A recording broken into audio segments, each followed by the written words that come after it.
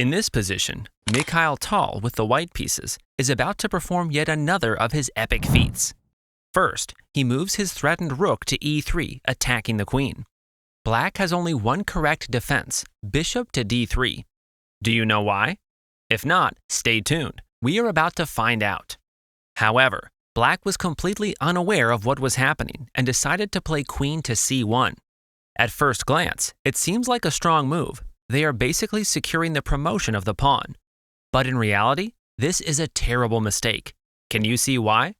Because now Tal sacrifices his queen on h7, 2 exclamation marks for this move. Since the king has no choice but to capture, the rook swiftly moves to h3, delivering checkmate. Do you remember when we said that the only correct defense was bishop to f3? Well, that was precisely to prevent the bishop from being captured, to block the attack on the queen, and most importantly, to protect the h7 square, avoiding this mate. And now comes the most important question. Do you know why Tal could see this and his opponent could not? It is because the magician of Riga had a crystal clear understanding of mating patterns. He could recognize them on the board instantly. And that is exactly the idea of the following course. First, we are going to learn the theory behind 7 typical mating patterns, and then you will put them into practice by solving 21 exercises that will progressively sharpen our tactical vision to recognize them in our own games. Let's begin. In 1803, a German poet wrote the book Anastasia and The Game of Chess, where this mating pattern supposedly first appeared, and that is where it gets its name. The idea is to reach a position where the knight controls the king's 2 escape squares, while the rook delivers the final blow along the file. In many cases, the mating sequence begins with a check, forcing the king into the corner. Then, the queen is sacrificed on h7, and after the king captures, the rook moves to h1, setting up the classic Anastasia's mate. Now that we understand this pattern, let's move on to 3 exercises to strengthen the concept. The first position is relatively simple. Try to visualize how to execute the Anastasia's mate pattern we just learned. Black to play and win. I hope you found the solution, queen h5. After the queen is forced to be captured, the file opens up for the rook to move over to h4, delivering checkmate. Notice how the knight controls a possible escape square on g1, and if the king were on h2, it would still be trapped because g3 is also covered. A textbook example of Anastasia's mate. This next exercise is a bit more complex than the previous one, as it requires a little more calculation. White to play and win. Pause the video, take a moment to analyze, and try to find the winning sequence. In this position, black is threatening checkmate on g2. If white captures the bishop, black would respond with queen h1, forcing king e2, the only move, followed by queen e4 with check. It is not possible to block the check with the rook because the queen on c2 would be left undefended. Therefore, the king must move, and then black captures the knight on e7, leading to an equal position. Since this line does not lead to a win, we must return to the original position. The winning move is to respond with the strong move rook d5, aiming to create the configuration for the mating pattern we are studying. Now, the queen's access to this diagonal is blocked, and the bishop on f1 is under threat. After defensive moves like bishop h3 or queen e8 attacking the knight, white wins immediately with what move? Of course, queen takes h7. After the king captures, rook h5 follows with checkmate, a perfect Anastasia's mate.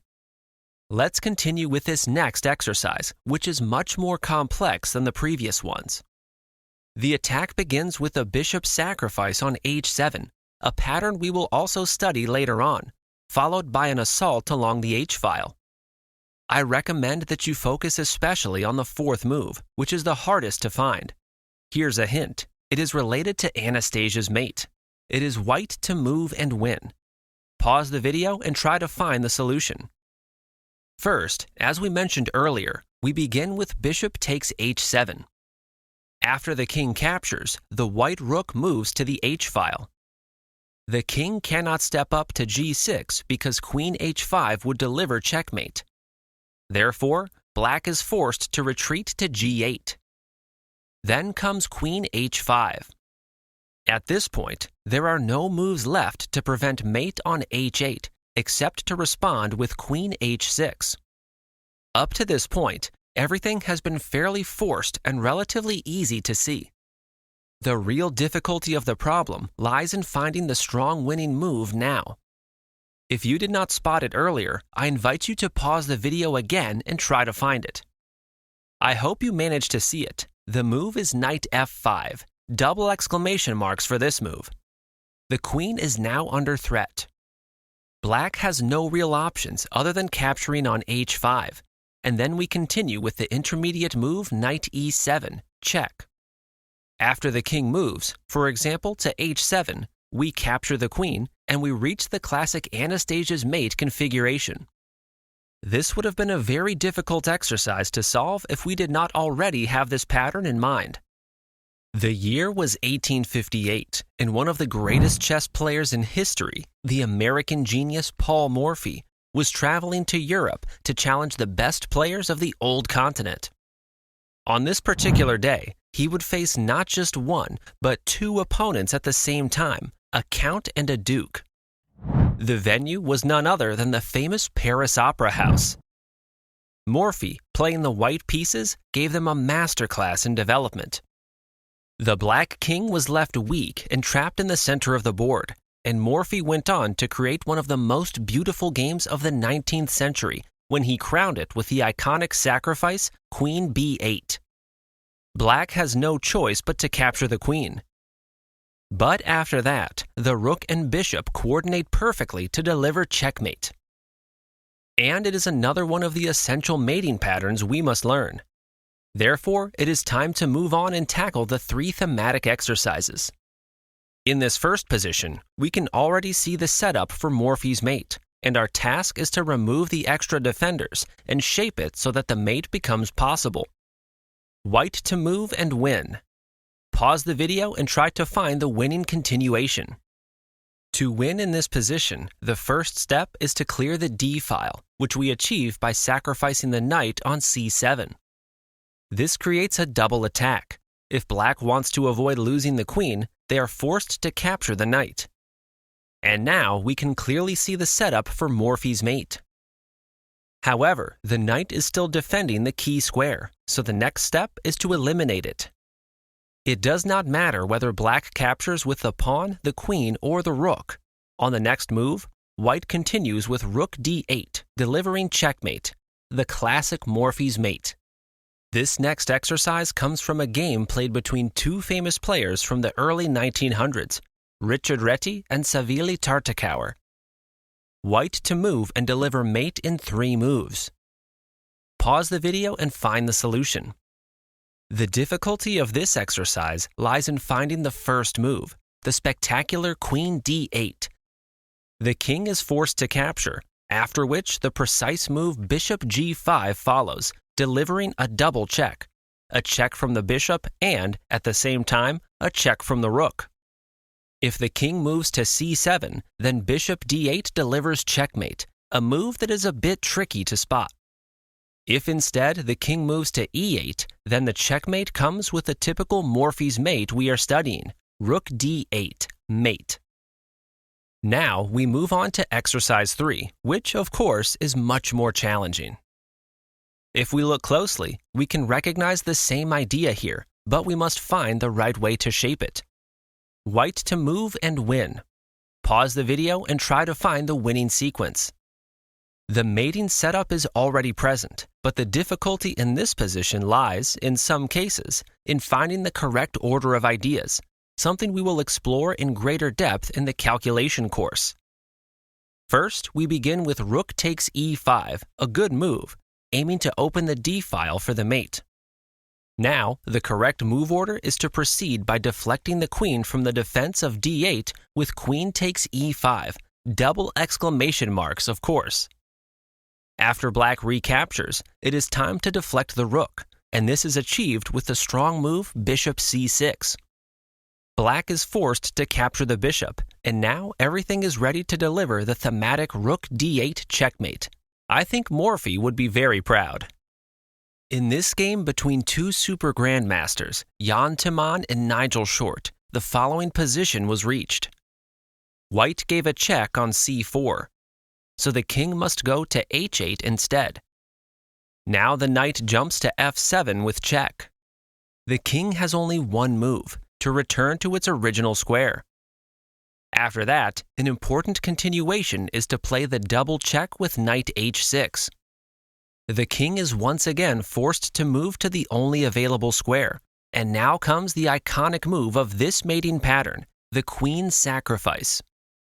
Black has no choice but to capture with the rook, and the whole idea is that the pieces end up smothering their own king, allowing the knight to jump to f7 and deliver checkmate. So, with this idea fresh in our minds, let's move on to solve the corresponding 3 exercises.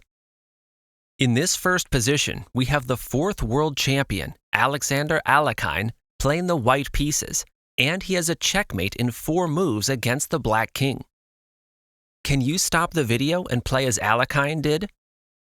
Even though it is a different position, the sequence is exactly the same as the one we saw in the theoretical example. We start by giving a check with knight f7. Notice that the king cannot move up to h7 because the bishop controls that square, so it is forced to move to g8. Now comes a discovered check and a double check with knight h6. If the king moves to f8, white delivers immediate mate with queen f7, so the king must go to h8 instead. And now, we recall the iconic move, queen g8. Black has no alternative but to capture with the rook, and then the king is left with no squares to escape, allowing the knight to deliver mate on f7. This next example comes from Bobby Fischer's famous Immortal game, played in 1956 when he was just 13 years old. The position we are about to see never actually occurred in the game. It is a variation that would have happened if white had decided to capture a bishop that was placed on e6. Black to move and deliver mate in 5 moves. Can you spot one of the many variations that young Fischer had to calculate? The idea was that if white captured the bishop on e6, they would lose control of this diagonal, allowing black to deliver a spectacular mate, starting with queen b5 check. The king must move to g1, and then knight e2 follows with check. The king is forced to return to f1, and black continues with knight g3, delivering a double check from both the queen and the knight. After the king moves to g1, the sequence continues with queen f1, the same move we learned earlier. White has no choice but to capture with the rook, after which the knight jumps to e2, delivering a spectacular checkmate. Now it is time to move on to exercise 3, which is a bit more complicated than the previous ones. It is black to move and deliver mate in 6 moves. Pause the video and try to find the correct sequence. To solve this position, the idea is already familiar to us. We just need to coordinate the moves correctly. First, we begin by giving this check on the f3 square, forcing the white king to move to c1. Now, queen g5 delivers check, once again forcing the king to move, this time to b1. Black continues with knight d2, check, and the only move for the king is to return to c1. And here comes the critical moment. The knight jumps to b3, delivering a discovered check with the queen. The only move is king b1, and from there, we know what follows. Queen c1, double exclamation marks for this move. The king cannot capture because of the knight on b3, so the only move is to capture with the rook. Now, the king is completely trapped with no escape squares, allowing the knight to jump to d2 and deliver checkmate. If a mating pattern from 500 years ago already seemed ancient, this one is even older. It dates back to the 12th century, a time when chess had not yet even reached the Western world. Back then, chess was a game played mainly in the Eastern world, particularly in the Arab world. The queen, as we know it today, did not yet exist, but the rook and the knight did, and that is why they had already studied the power of this configuration, which could appear either along a file or a rank, and would lead to an unstoppable mate. The pursuit of reaching this powerful configuration has inspired countless beautiful combinations throughout the history of chess. Let's move on to solve 3 exercises that will help us internalize this mating pattern even more. In this first exercise, we have William Steinitz playing the black pieces, who knew this Arabian Mate pattern perfectly. Black to move and win. Pause the video and try to find the move made by the first world champion. In this position, back in 1860, the German champion continued with the incredible move Queen H4, double exclamation marks. If the queen is captured, then of course the Arabian Mate follows immediately with Rook G1. We see the typical coordination between the rook and the knight against the king. Since the queen on H4 cannot be captured and mate on H2 is threatened, the rook retreats to G2 to defend. And now, how should black continue?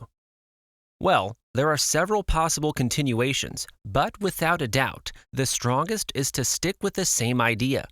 Queen takes H2, forcing the rook to capture, clearing the path for the rook to go to G1 and once again deliver the Arabian Mate. In this second exercise, the idea is already there, we just learned it, and now it is a matter of shaping it through calculation. I hope you can spot it. Pause the video and try to find the mate in 3 moves for white.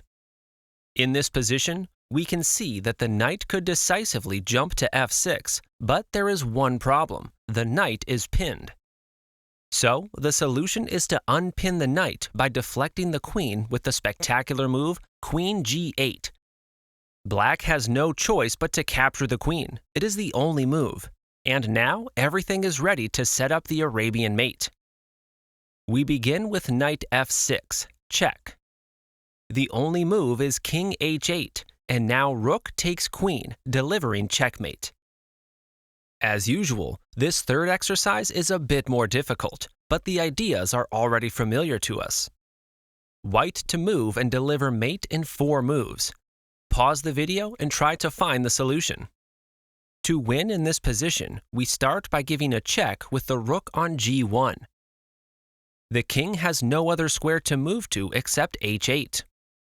Now, the challenging part of the exercise is to find the brilliant move Queen H7. The king has no choice but to capture, and the knight jumps to F6, giving check and gaining a tempo. After the king retreats back into the corner, we once again have the setup for the Arabian Mate with rook takes G8, checkmate. The Portuguese player Pedro Damiano, back in the 16th century, was the first to analyze this mating pattern in his book. It consists of using a pawn that cuts off the king's escape, often leading to the following winning sequence. First, the rook is sacrificed, so that when the king captures it, the queen can move to the H-file, gaining a tempo. After the king moves, the same pawn serves as a support for the queen to reach H7 and deliver checkmate. So, now that we have this pattern in mind, let's move on to solve the 3 exercises that will help us internalize this idea even more. In this first exercise, we have 2 very well-known figures in the chess world, the writer Jacob Agard playing white and the YouTuber Simon Williams playing black. The idea is already familiar to us, to create the typical setup for Damiano's mate. White to move and win. Pause the video and try to find the winning continuation. To win in this position, we must first begin by giving a check with the knight on G6, double exclamation marks for this move. Although it may seem strange, the best move for black is to retreat to G8 and allow the bishop on E7 to be captured without consequence. Because if black risks capturing the knight on G6, white recaptures with the pawn, giving check. The king moves to G8, and we can already start to see the setup for Damiano's mate. The only difference is that the queen has not yet joined the kingside attack along the first rank, which is why white plays queen c1.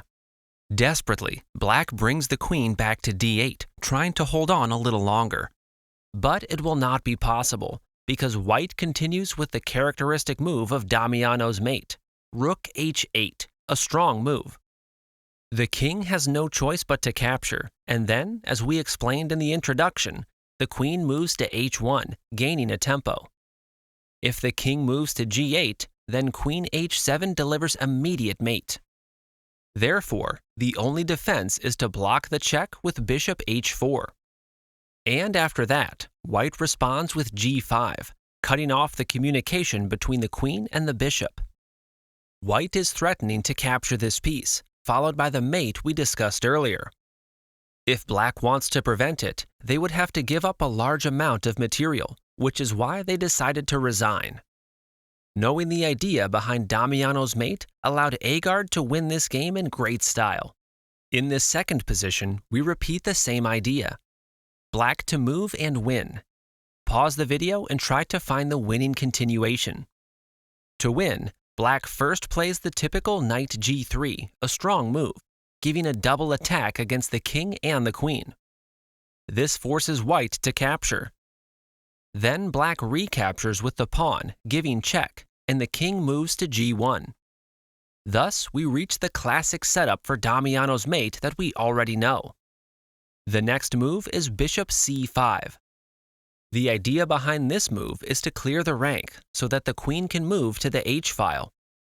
After white captures the bishop, we continue, just as we learned earlier, with rook h1.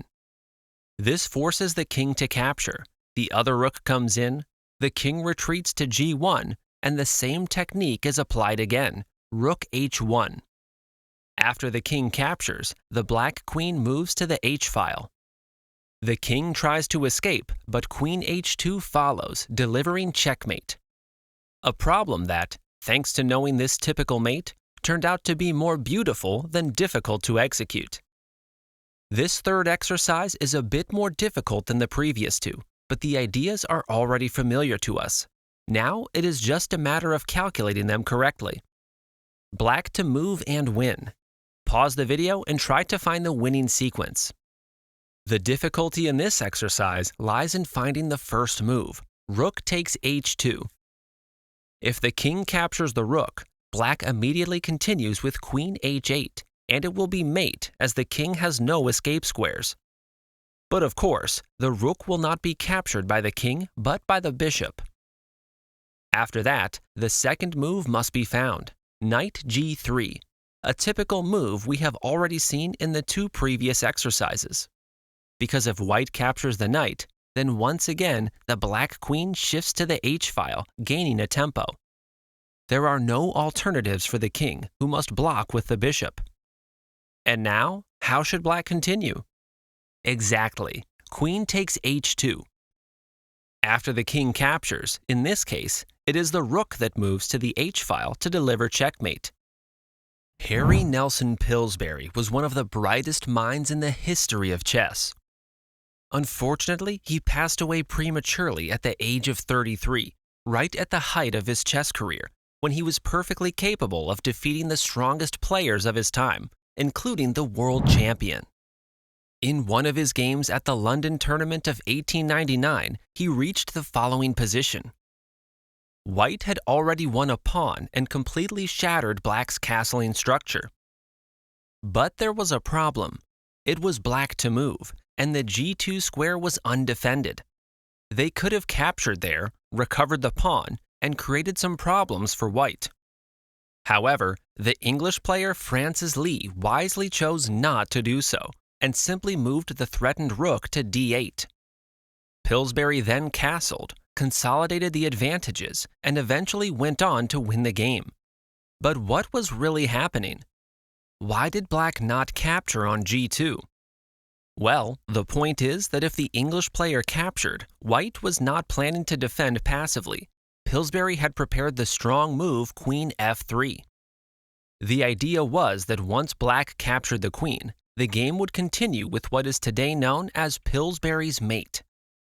First, a check is given along the file. The king hides in the corner, and then the bishop comes to g7, forcing the king to return to where it was. After that, the bishop switches to this diagonal, delivering a discovered check, which in many cases results in checkmate. This setup, with the bishop placed on a long diagonal and the rook firing down the file toward the king, is what is known as Pillsbury's mate. It is a mating pattern that appears in many different positions, so let's move on to solve the 3 corresponding exercises. In this first simple exercise, we can see the setup for Pillsbury's mate that we learned earlier, the rook along the file and the bishop aiming along the long diagonal. But we have a problem. The king is in check, and after it moves, black will capture the bishop on b2, eliminating the threat. White to move and win. Pause the video and find the winning continuation. In this position, the threat of Pillsbury's mate is more valuable than the queen itself, which is why white continued by sacrificing it on d3, capturing the knight. After that, white has enough time to capture on g7 with check. The king has no choice but to move to h8. At this point, white could win material by regaining the queen with a discovered check by playing rook g3. After black blocks the check with f6, the queen would be recaptured. But why prolong the game by going into an endgame when the king can be checkmated right away? To achieve this, white must first capture the pawn on f7 with a discovered check. The king is forced to move to g8, after which rook g7 follows once again. The king must return to the corner, and now the first player can continue with rook g3, not only capturing the enemy queen, but also delivering checkmate, since the f6 defense is no longer possible. Let's continue with this second Pillsbury's mate exercise, which is a bit more difficult than the previous one, as there are more variations to calculate. White to move and win. Pause the video and try to find the winning continuation. The difficulty in this position, just like in many other exercises, lies in finding the correct move order. First, we eliminate the possibility of the knight coming to d4 and blocking the bishop by playing queen takes b5, double exclamation marks for this move. The second player must capture, and now the exercise continues with c4, opening the bishop's diagonal without giving the rival any counterplay. If black tries to defend the g7 square, white simply recaptures the queen on b5 and wins a piece.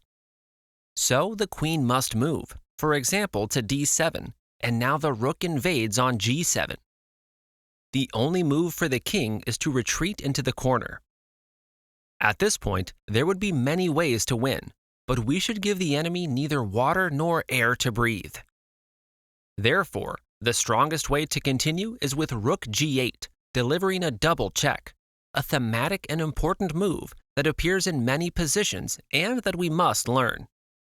The only move for black is to capture the rook, and now white continues with rook g1, giving check. There is no choice but to hand over the queen on g4, after which it is captured, delivering checkmate. And here we have the perfect setup for Pillsbury's mate. Although this third position is relatively simple, it often becomes difficult to spot because of one precise move that must be found in the middle of the variation. However, if you stay focused on what we have studied so far, you will surely be able to spot it. White to move and win. Pause the video and try to find the winning continuation. To win in this position, we begin by sacrificing the queen on g7. Black has no choice but to capture with the knight. Now the typical move follows. Rook takes g7, check. The king must move to h8, the only move. And now we reach the moment where many players go wrong.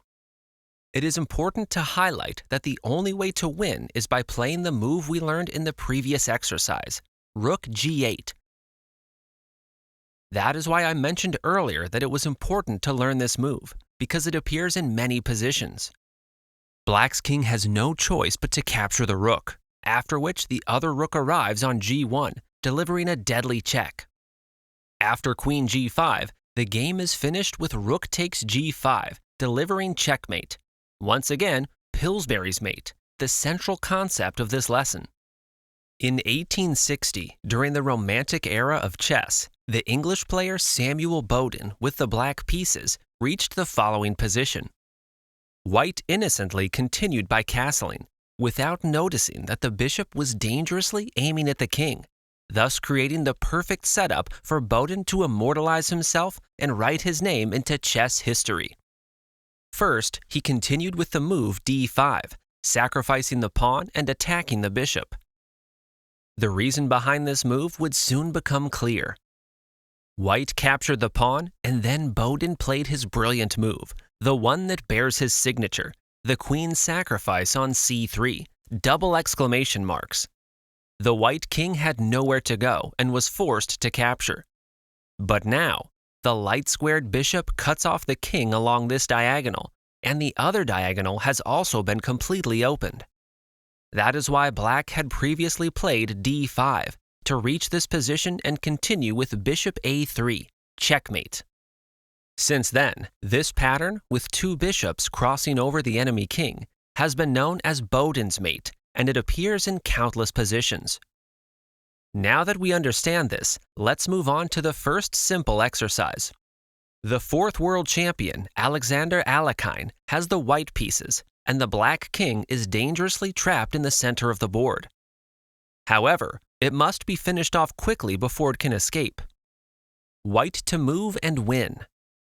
Pause the video and try to find the winning sequence. In this position, Alekhine wins immediately by sacrificing the queen on e6. The idea is that the king cannot escape along this diagonal, and after the queen is captured, the other bishop arrives along the second diagonal to deliver checkmate. The same Boden's mate theme we learned earlier. In this next exercise, white faces a serious problem. Black is threatening to respond with queen takes h2, checkmate, and at the same time, the rook on d5 is under attack. However, thanks to the tactical themes we have been learning, white can completely turn the game around. Remember to look at the entire board. It is white to move and win. Pause the video and try to find the winning continuation. In this position, the first player wins with the brilliant move rook to h5, clearing the diagonal for the queen. After this, once the rook is captured, white can respond with the typical move queen takes c6. Black has no choice but to recapture the queen, after which the exercise continues with bishop takes a6, delivering checkmate.